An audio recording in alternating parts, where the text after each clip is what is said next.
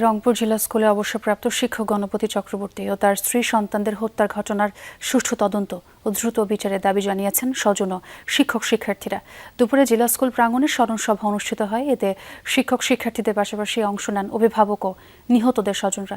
বক্তারা বলেন, হত্যাকাণ্ডে শুধুমাত্র দুইজনই জড়িত নাকি আরও কেউ সম্পৃক্ত তা তদন্ত করে দেখতে হবে। পুলিশের ওপর আস্থা রাখতে চান তারা। হত্যাকাণ্ডে জড়িতদের দৃষ্টান্তমূলক শাস্তি নিশ্চিতেরও দাবি জানান বক্তারা। এদিকে আজ মাছুয়াপাড়ায় নিজ বাড়িতে 4 জনের শ্রাদ্ধ অনুষ্ঠিত হয়েছে।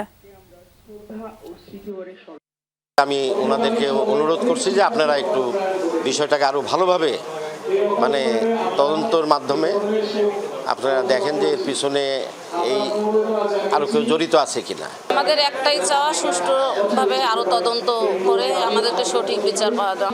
আমরা চাচ্ছি সন্দেহাতীতভাবে প্রমাণিত ঘটনাটাকে উদ্ঘাটন করা, সত্যটাকে মানুষের সামনে তুলে ধরা।